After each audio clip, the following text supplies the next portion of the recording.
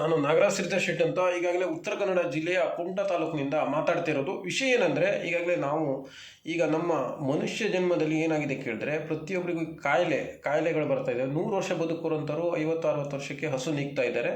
ಕಾರಣ ಏನಂತ ಕೇಳಿದರೆ, ಈಗಾಗಲೇ ನಾವು ಹೆಚ್ಚಿನದಾಗಿ ಒಂದು ಮೆಡಿಕಲ್ ಮಾಫಿಯಾ ಏನಂತೀವಲ್ವ, ಒಂದು ಇಂಗ್ಲೀಷ್ ಮೆಡಿಸಿನ್ ಮೇಲೆ ಹೆಚ್ಚಿನದಾಗಿ ಅವಲಂಬಿತರಾಗಿದ್ದೀವಿ. ಅದನ್ನು ನಾವು ಆದಷ್ಟು ಕಡಿಮೆ ಮಾಡಬೇಕು. ಯಾಕಂತ ಕೇಳಿದ್ರೆ, ಇಂಗ್ಲೀಷ್ ಮೆಡಿಸಿನ್ಗಳು ಯಾವ ರೀತಿ ಇರ್ತವೆ ಕೇಳಿದ್ರೆ, ಅದು ಮೆಡಿಸಿನ್ ಏನು ಮಾತ್ರೆ ತೊಗೊಂಡ್ರೆ ಅದು ಕೈಯಾಗೆ ಇರ್ತದೆ, ಮತ್ತೇನಂದ್ರೆ ಔಷಧಗಳು ಕೈಯಾಗೆ ಇರ್ತವೆ.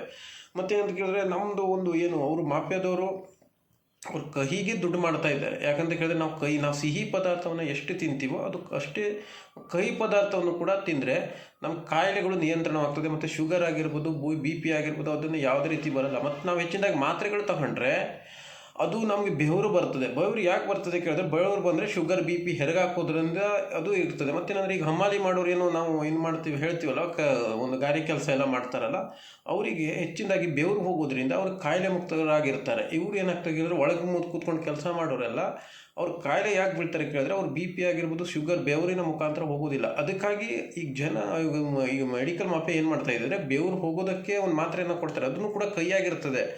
ಮತ್ತು ಅದು ಬೆವರು ಹೋಗೋದಕ್ಕೆ ಮತ್ತು ಕಿಡ್ನಿಗೂ ಕೂಡ ಹೊಡ್ತಾ, ಯಾಕಂದರೆ ಅಡ್ಡ ಪರಿಣಾಮಗಳು ಇರ್ತದೆ ಅದಕ್ಕೆ. ಯಾಕಂದರೆ ಇಂಗ್ಲೀಷ್ ಮೆಡಿಸಿನ್ ಆಗಿರೋದ್ರಿಂದ. ಸೊ ಈಗ ನಾವು ಕಹಿಗೆ ಹೆಚ್ಚಿನದಾಗಿ ದುಡ್ಡು ಕೊಟ್ಟು ಆರೋಗ್ಯವನ್ನು ಕೂಡ ಕೆಡಿಸ್ಕೊಳ್ತಾ ಇದ್ದೀವಿ. ಯಾಕಂದ್ರೆ ನಾವು ಸಿಹಿ ಪದಾರ್ಥವನ್ನು ಎಷ್ಟು ತಿಂತೀವೋ ಅದು ಎಂಟಿಯಾಗಿ, ಅದು ತದ್ವಿರುದ್ಧವಾಗಿ ಕಹಿ ಪದಾರ್ಥ ಕೂಡ ತಿಂದರೆ ಬೆಟರ್ ಆಗಿರುತ್ತೆ. ಬಿಕಾಸ್ ಯಾಕಂದರೆ ಅದು ಏನಾಗ್ತದೆ ಕೇಳಿದ್ರೆ, ಆಹಾರದ ಸಮತೋಲನ, ನಾವು ಆಹಾರವನ್ನು ಏನು ಮಾಡ್ತೀವಿ ಅಂದರೆ ಫುಡ್ ಪಾಯ್ಸನ್ ಅಂತ ಹೇಳ್ತೀವಿ. ಬಿಕಾಸ್ ಯಾಕಂದರೆ ಫುಡ್ ಪಾಯ್ಸನ್ ಅಂತ ಹೇಳ್ತೀವಿ. ಯಾಕಂತ ಕೇಳಿದ್ರೆ, ಅದು ಸಮತೋಲನ ಲೆವೆಲ್ ಆಗಿ ಫುಡ್ಡನ್ನು ನಾವು ಈಟಿಂಗ್ ಮಾಡಿದ್ರೆ, ಫುಡ್ ತಿಂದರೆ ನಾವು ಹೆಲ್ತನ್ನು ಬೆಟರಾಗಿ ಇಟ್ಕೊಳ್ಬೋದು. ಮತ್ತೇನಂತ ಕೇಳಿದ್ರೆ, ವಿಶೇಷವಾಗಿ ಈಗ ದೊಡ್ಡ ದೊಡ್ಡ ಕಾಯಿಲೆಗಳು, ಕ್ಯಾನ್ಸರ್ ಆಗಿರ್ಬೋದು, ಏಡ್ಸ್ ಆಗಿರ್ಬೋದು, ಅದೆಲ್ಲ ಯಾಕೆ ಬರ್ತವೆ ಕೇಳಿದ್ರೆ, ಅದು ವೈರಸ್ ಏನಿರ್ತವೆ, ಅವ್ರ ಕಾಯಿಲೆಗೆ ಸಂಬಂಧಪಟ್ಟ ಕೆಲವೊಂದು ವೈರಸ್ ಇರ್ತದೆ. ಅದು ನಾವು ಸಿಹಿ ಪದಾರ್ಥಗಳು, ಟೇಸ್ಟಿ ಪದಾರ್ಥಗಳು ತಿಂದರೆ ಅದು ವೈರಸ್ ಹೆಚ್ಚಾಗುವಂಥ ಸಾಧ್ಯತೆಗಳಿರ್ತದೆ. ನಾವು ಒಂದು ಕಹಿಯಾದಂಥ ಆಹಾರವನ್ನು ಹೆಚ್ಚಿನದಾಗಿ ತಿಂದರೆ, ದೊಡ್ಡ ದೊಡ್ಡ ಕಾಯಿಲೆ ಇರೋರು, ಅದು ಏನಾಗ್ತದೆ, ವೈರಸ್ ಸಂಖ್ಯೆ ಕಡಿಮೆ ಆಗ್ತಾ ಹೋಗ್ತದೆ. ಮತ್ತು ನಾವು ಪಥ್ಯ ಮಾಡೋದ್ರಿಂದ, ಗಂಜಿ ಅಂಥದ್ದೆಲ್ಲ ಪಥ್ಯ ಪದಾರ್ಥಗಳು ತಿನ್ನೋದ್ರಿಂದ ನಮಗೆ ಅದು ವೈರಸ್ಸಿನ ಸಂಖ್ಯೆ ಕಡಿಮೆ ಆಗಿ ಬಿಳಿ ರಕ್ತ ಕಣದ ಸಂಖ್ಯೆ ಮತ್ತು ಕೆಂಪು ರಕ್ತ ಕಣದ ಸಂಖ್ಯೆಗಳು ಹೆಚ್ಚಿನಾಗುವಂಥ ಸಾಧ್ಯತೆಗಳು ಇರ್ತವೆ. ಮತ್ತೇನಂದರೆ, ಈಗಾಗಲೇ ಆರೋಗ್ಯ ಅನ್ನೋದು ಒಂದು ಮೆಡಿಕಲ್ ಮಾಫಿಯಾ ಆಗೋಗ್ಬಿಟ್ಟಿದೆ. ಮೆಡಿಕಲ್ ಮಾಫಿಯಾ ಆಗಿರೋದ್ರಿಂದ ಅವರು ಏನೋ ನಿಜದ ಸತ್ಯಾಂಶಗಳು ಕೂಡ ಹೇಳಲ್ಲ. ಮತ್ತು ಹೇಳಿದ್ರು ಕೂಡ ಅವರಿಗೆ ಏನಾಗ್ತದೆ ಕೇಳಿದ್ರೆ, ನಿರ್ಬಂಧ, ಅವರವರು ಟ್ರಸ್ಟ್ ನಡೆಸೋರೆಲ್ಲ ನಿರ್ಬಂಧ ಮಾಡ್ತಾರೆ. ಅದಕ್ಕಾಗಿ ನಾನು ಏನು ಹೇಳ್ತಾ ಇದ್ದೀನಿ, ಎಷ್ಟು ನೀವು ಸಿಹಿ ತಿಂತೀರಿ ಅಷ್ಟೇ ಕಹಿಯನ್ನು ಕೂಡ ತಿನ್ನಬೇಕು. ಮತ್ತು ನಮ್ಮ ದೇಹದಲ್ಲಿ ಎಷ್ಟು ಸಿಹಿ ಕೇಳ್ತದೆ ಅಷ್ಟು ಕೂಡ ಸಿಹಿ ಆಗಿದ್ರೆ ಆರೋಗ್ಯ ಸಮತೋಲನವಾಗಿರ್ತದೆ. ಮತ್ತು ಬೆವರು ಕೂಡ ಹೋಗಬೇಕು. ಯಾಕಂದರೆ ಈಗ ಇಂಗ್ಲೀಷ್ ಮೆಡಿಸಿನ್ನವರು ನಾವು ಕೈಯನ್ನು ಕೊಡ್ತಾರೆ. ಅವರನ್ನು ಮೆಡಿಸಿನ್ ಯಾವುದು ಸಿಹಿ ಇರೋದಿಲ್ಲ. ಮಾತ್ರೆ ಆಗಿರ್ಬೋದು, ಔಷಧ ಆಗಿರ್ಬೋದು, ಎಲ್ಲ ಕೂಡ ಕೈಯಾಗಿ ಇರ್ತದೆ. ಅದಕ್ಕಾಗಿ ಮತ್ತೆ ಕೈಯಾಗಿ ಅದು ಎಂಟಿಯಾಗಿ ವರ್ಕ್ ಮಾಡ್ತದೆ.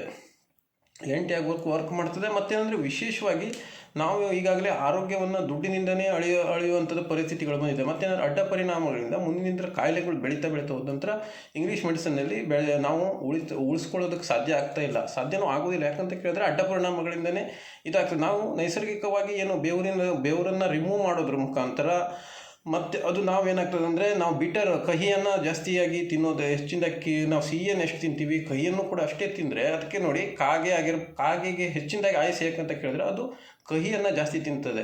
ಅದು ಕಾರೆ ಬೀಜ ಅಂತ ಹೇಳ್ತೀವಲ್ಲ, ಅದು ಹೆಚ್ಚಿನದಾಗಿ ತಿಂತದೆ. ಅದ್ರ ಮಾಂಸ ಯಾರು ಕೂಡ ಯಾವ ಪಕ್ಷಿನೂ ತಿನ್ನಲ್ಲ. ಯಾಕಂತ ಕೇಳಿದ್ರೆ, ಅದು ಮಾಂಸ ಕಹಿ, ಅದು ಎಲ್ಲ ಮಾಂಸವನ್ನು ತಿಂತದೆ. ಆ ಒಂದು ನಿಟ್ಟಿನಲ್ಲಿ ಹೆಚ್ಚಿನದಾಗಿ ನೀವು ಕಹಿಯನ್ನು ಮತ್ತು ಸಿಹಿಯನ್ನು ಎಷ್ಟು ತಿಂತೀವಿ ಕಹಿಯನ್ನು ಕೂಡ ಅಷ್ಟೇ ತಿನ್ನಿ. ಯಾಕಂದರೆ ಔಷಧಗಳು ಕೈಯಾಗೇ ಇರ್ತವೆ. ಮತ್ತೇನಂತ ಕೇಳಿದ್ರೆ, ಅವರು ಯಾವುದೋ ಕೂಡ ನಿಜವಂಶವನ್ನು ಹೇಳೋದಿಲ್ಲ. ಆ ಒಂದು ನಿಟ್ಟಿನಲ್ಲಿ ವೈರಸ್ಗಳು ಕೂಡ ಕಹಿಯನ್ನು ತಿಂದರೆ, ಮತ್ತು ನಾವು ಪಥ್ಯ ಪದಾರ್ಥವನ್ನು ತಿಂದರೆ ನಾವು ಆರೋಗ್ಯವನ್ನು ಕಾಪಾಡ್ಕೊಳ್ಬೋದು. ದುಡ್ಡಿನಿಂದ ಆರೋಗ್ಯ ಸಿಗ್ತದೆ ಅನ್ನೋದು ವಿಷಯ ಸುಳ್ಳು, ನಾವು ತಿಳಿದ ಮಟ್ಟಿಗೆ. ಆ ಒಂದು ನಿಟ್ಟಿನಲ್ಲಿ ಆಹಾರದಲ್ಲಿ ಫುಡ್ ಪಾಯ್ಸನ್ ಅಂತ ಏನಂತೀವಲ್ಲೋ, ಆಹಾರದಲ್ಲಿ ಸಮತೋಲನ ಇಟ್ಕೊಂಡ್ರೆ ನೀವು 100 ವರ್ಷದ ತನಕ ಬದುಕೋದು ಯಾವುದೇ ರೀತಿ ಅನುಮಾನ ಇಲ್ಲ. ಹಳೆಯವರು ಕೂಡ ಅದೇ ರೀತಿ ಬದುಕ್ತಾ ಇದ್ರು. ಈಗಾದರೂ ಕೂಡ 100 ವರ್ಷ ಬದುಕ್ತಾ ಇರೋರು ಹಳೆಯವರು ಇದ್ದಾರೆ. ಯಾಕಂತ ಕೇಳಿದ್ರೆ, ಆ ಕಾಲದಲ್ಲಿ ಆರೋಗ್ಯ ಆ ರೀತಿ ಇಟ್ಕೊಂಡಿದ್ರು ಅವರು. ಅದೇ ರೀತಿಯಲ್ಲಿ ಈಗೂ ಕೂಡ ಅವರು ಈಗ ಸತ್ತು ಹೋಗಿದ್ದಾರೆ. ಭಾಳ ಜನ ಪರಿಚಯದವರು ಇದ್ದರು. ಆ ಒಂದು ನಿಟ್ಟಿನಲ್ಲಿ ಹೇಳ್ತಾ ಇದ್ದೀನಿ.